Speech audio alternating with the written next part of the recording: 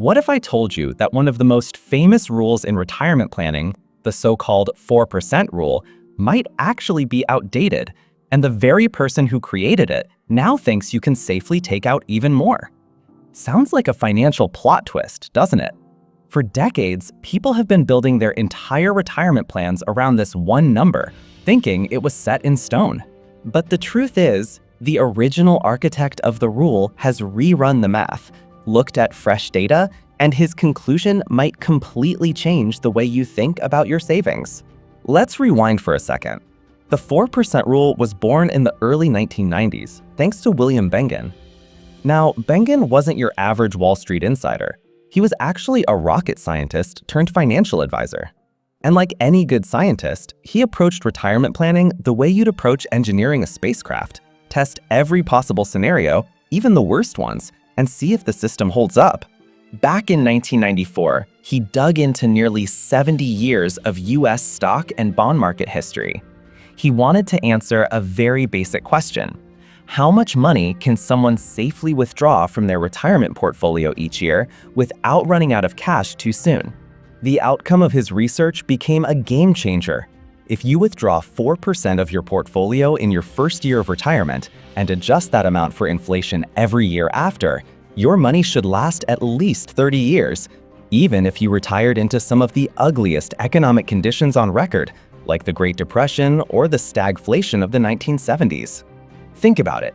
A $1 million nest egg following Bengen's 4% rule would mean you start retirement by pulling out $40,000 in year one. Then, if inflation runs at 3% the next year, you'd bump that up to about $41,200, and so on. The rule wasn't designed to make you fabulously wealthy in retirement. It was designed as a safety net, a way to make sure you wouldn't run dry. But here's where a lot of people misunderstood it. Many assumed that the rule meant you'd run your account down to zero after 30 years, like a car sputtering to a halt when the gas tank finally empties. In reality, Bengen himself has pointed out that in most cases, retirees actually end up wealthier after 30 years, even while withdrawing 4% plus inflation adjustments along the way.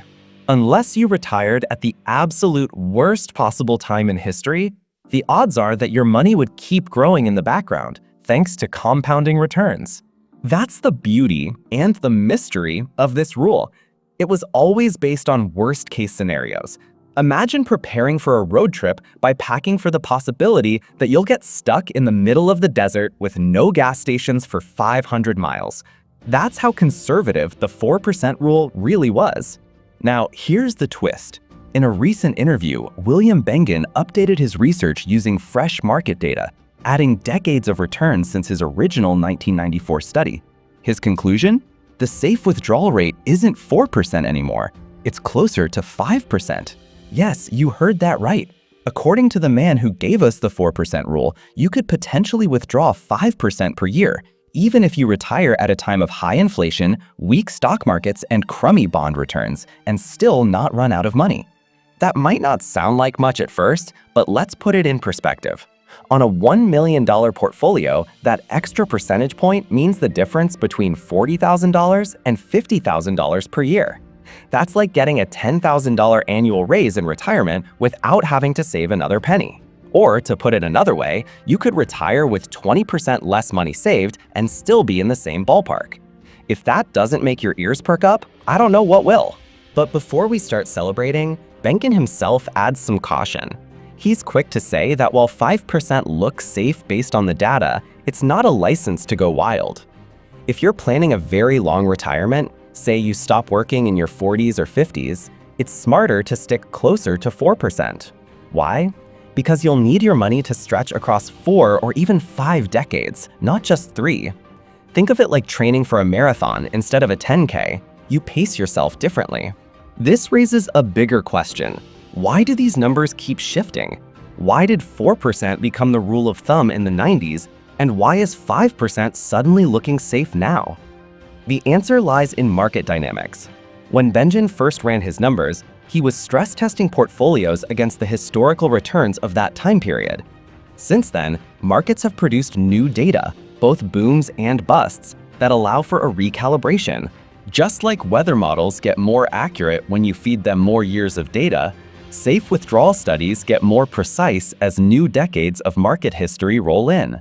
It's also worth pointing out that Bengen's model assumed a very traditional portfolio, 50% stocks, 50% bonds. At the time, bonds were delivering fairly reliable returns. But fast forward to today, and bonds don't look as attractive. With interest rates low for years, people aren't too excited about stuffing half their retirement portfolio into bonds that barely outpace inflation. That's led many to tilt more heavily towards stocks, which could mean higher returns, but also more volatility. And that volatility matters when you're trying to live off your investments without watching your nest egg shrink in half during a market crash. So here's the million-dollar question. Does this new 5% rule mean we can all retire earlier, spend more freely, and worry less? Not so fast. The truth is, retirement planning isn't just about picking a percentage and hitting autopilot. It's about context, when you retire, how long you expect to live, how flexible your spending is, and how much risk you're willing to stomach in your portfolio. Let's pause here. We've covered the origin of the 4% rule, why it was so conservative, and why Bengen himself now thinks 5% is safe, even in tough times. But this is just the beginning. In part 2, we'll dig deeper into the hidden risks most people overlook, like inflation spikes that permanently raise your spending, and the surprisingly powerful role flexibility plays in whether your retirement plan sinks or swims. Now, here's where things get tricky. On paper, a 5% withdrawal rate sounds like the golden ticket. More money in your pocket each year, less pressure to save millions before calling it quits. But remember, retirement planning isn't about living in a spreadsheet. It's about living in the real world. And the real world has this nasty habit of throwing curveballs. The biggest curveball? Inflation. Inflation is like that quiet leak in your roof. At first, you don't even notice it. Then one day, there's a giant water stain on your ceiling, and you realize the damage has been building for years. The same thing happens in retirement. Even if your investments are performing decently, inflation quietly eats away at your purchasing power. That $40,000 or $50,000 withdrawal that felt comfortable in year one suddenly doesn't stretch as far a decade later. Here's the kicker. Under Bengen's original rule, your withdrawals adjust upward permanently based on inflation. So if inflation jumps to 10% one year, your withdrawal amount jumps 10% too, and it stays there. Even if inflation cools back down later, your new withdrawal baseline never shrinks. That means a few rough inflation years early in retirement can permanently raise your spending levels, forcing your portfolio to work overtime just to keep up. This isn't some far-fetched doomsday scenario. Take the 1970s. Inflation in the US averaged over 7% for the entire decade, with some years hitting double digits. Retiring at that moment meant your withdrawals would balloon almost overnight. Even with decent stock market returns sprinkled in, inflation had the power to drag portfolios down like an anchor tied to your ankle. Now, let's add another layer, market performance. What if you retire right before a long stretch of flat or negative stock returns? Historically, one of the worst times to retire was 1966. Why? Because from 1966 to 1982, a full 16 years, the S&P 500 basically went nowhere after inflation. Imagine stepping into retirement with high hopes, only to watch your portfolio crawl in circles while prices around you soar. It's like setting sail on what you thought was a cruise, only to find your boat spinning in place while the tide rises higher and higher. This combination of high inflation and weak market returns is what financial planners call sequence of returns risk. In plain English, it means the order in which you experience good and bad years matters a lot more than people realize. If you hit bad years early in retirement, your portfolio may never fully recover because you're drawing money out while it's already shrinking. Even with the same long-term average returns, two retirees can have completely different outcomes depending on the sequence of gains and losses. So what's the solution? Flexibility. Think of your retirement plan like a thermostat. If the house gets too hot, you turn down the dial. If it's freezing, you crank it up. Spending in retirement should work the same way. The 4% and 5% rules assume you're withdrawing the same percentage every year, rain or shine. But in reality, most retirees adjust without even realizing it. If the market tanks, maybe you delay that big vacation or eat out less often. If inflation spikes, you might cut back on luxuries until things settle. These little adjustments can make a massive difference in keeping your portfolio on track. Academic studies back this up. Research from Morningstar has shown that retirees who are flexible with their withdrawals, willing to cut back a little during downturns, can safely withdraw a higher percentage overall compared to those who rigidly stick to a fixed number. It's like driving a car with adjustable suspension versus one that's locked stiff. The flexible system handles bumps in the road much better. And here's a surprising angle: part-time work. I know, that's not what most people dream of when they picture retirement, but even modest income from a side gig can dramatically improve your portfolio's survival odds. Say you pick up $10,000 a year doing something you actually enjoy: teaching, consulting, or even working a few shifts at a local shop. Suddenly, that $50,000 annual withdrawal drops to $40,000, and your portfolio breathes a huge sigh of relief. It doesn't have to be forever either. Just bridging the gap during tough years can make a long-term difference. Now, let's circle back to portfolios. Remember how Bengen's model assumed a 50-50 split between stocks and bonds? That made sense back in the 90s. Bonds provided decent returns and acted as a cushion when stocks had a bad year. But today, bonds don't pack the same punch. For years, interest rates were scraping the floor, which meant bonds didn't do much more than sit there politely in the background. That's led many retirees to lean heavier on stocks, which could improve returns but also makes portfolios more volatile. And volatility is like an emotional roller coaster. Watching your retirement savings swing wildly can tempt you into bad decisions, selling at the bottom or sitting out during recoveries. That's why asset allocation is such a personal choice. Too many bonds and you risk stagnation. Too many stocks and you risk sleepless nights. The truth is, there's no one-size-fits-all retirement portfolio. The 4% and 5% rules give us benchmarks, but they don't know you. They don't know how flexible you are with spending, whether you're willing to work part-time, or how much risk you can stomach without panicking. And those human factors are often just as important as the math. So where does that leave us? We now know that 5% looks safe, even in worst-case scenarios, but only if you're willing to stay flexible. Inflation, sequence of returns risk, and portfolio allocation are the big elephants in the room that most people overlook when they latch on to a single number. Stick with me, because in Final, we'll pull it all together. We'll talk about what this means for you if you're planning to retire early, why being too rigid can backfire, and how to actually apply these rules in a way that keeps you financially secure and gives you peace of mind. So, what does all this really mean if you're planning for retirement, or even just daydreaming about it? Should you throw out the old 4% rule and go all in on the shiny new 5% figure? Not exactly. Let's break this down carefully, because retirement isn't a one-size-fits-all game. First, let's clear up a common myth. A lot of people hear 4% rule and treat it like gospel, as if withdrawing anything less than or more than that number is financial sin. But remember, William Bengen never intended it to be a rigid commandment carved in stone tablets. It was always meant as a guideline, basically a stress test based on historical data. He asked, what if you retired at the absolute worst moment in US history, and the 4% rate held up? That's why it became so popular. It was conservative. It gave people peace of mind. But times change, markets evolve, interest rates swing, inflation comes and goes. And when you feed more years of data into the equation, the numbers shift. That's why Bengen now believes 5% is safe, even in rough scenarios. It doesn't mean 4% is wrong, it just means 4% was probably more cautious than it needed to be. Here's where personal circumstances come into play. Let's say you're planning to retire in your 60s, with average life expectancy ahead of you.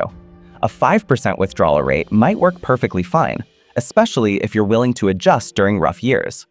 But if you're dreaming of leaving the workforce in your 40s or 50s, you'll need your portfolio to last much longer, maybe 40 or 50 years. In that case, sticking closer to 4% or even less is a smarter move. It's like fueling up for a cross-country road trip.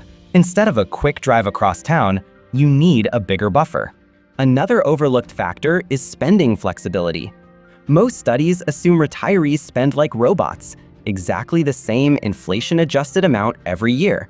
But real life isn't like that. If your portfolio takes a temporary hit, you might delay that kitchen renovation, cancel a big trip, or cook at home more often. And that's the beauty of flexibility. It makes the difference between a retirement plan that survives a market storm and one that capsizes. Think about it this way. Two retirees each start with $1 million.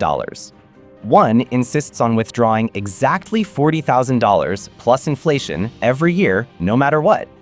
The other is willing to tighten the belt during downturns and spend more freely during boom years. Guess who's more likely to still be comfortable 30 years down the road? That's right, the flexible one, because they gave their portfolio breathing room when it needed it most. Now, let's talk psychology for a moment. Retirement planning isn't just about math, it's about emotions. Watching your portfolio shrink in a bear market can be terrifying. If you've built your plan around a rigid withdrawal rate and suddenly find yourself off track, panic can set in. That's when people make mistakes, like selling investments at the worst possible time. A flexible mindset not only helps financially, it helps emotionally. Knowing you can adjust gives you confidence to weather the storms without bailing out at the bottom. What about portfolio design? Bengen's 50-50 stock and bond model worked well in the past, but that doesn't mean it's perfect today. Bonds don't always provide the same cushion they once did, especially in low-interest environments. Some retirees are experimenting with different mixes, 60-40, 70-30, even more aggressive allocations if they can handle the ride. The key is to find a balance between growth and stability that fits you. Too much caution and inflation eats you alive. Too much risk and volatility keeps you up at night. And don't forget, retirement doesn't have to mean zero income. A little part-time work or side hustle can go a long way. Even earning a modest $10,000 a year takes pressure off your portfolio and could allow for a higher withdrawal rate. For some, that's the difference between scraping by and living comfortably. Plus, let's be honest, many people enjoy staying active and connected, even if it's just a few days a week. Retirement doesn't have to mean sitting still. So where do we land? Here are the takeaways. The 4% rule was never about predicting the future. It was about surviving the past. William Bengen now believes 5% is safe, based on updated data.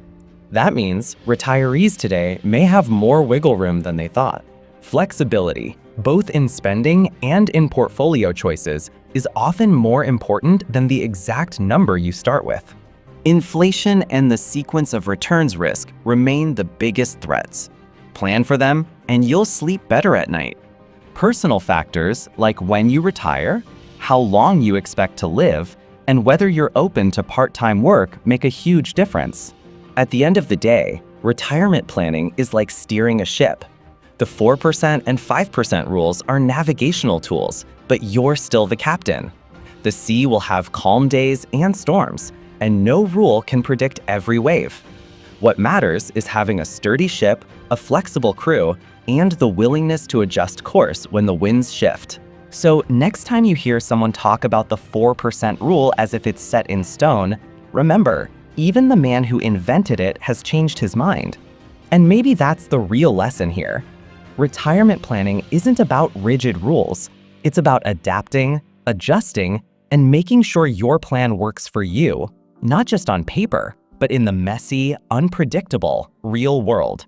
And maybe, just maybe, that extra 1% is the difference between worrying about money every night and actually enjoying the retirement you've been working toward your whole life.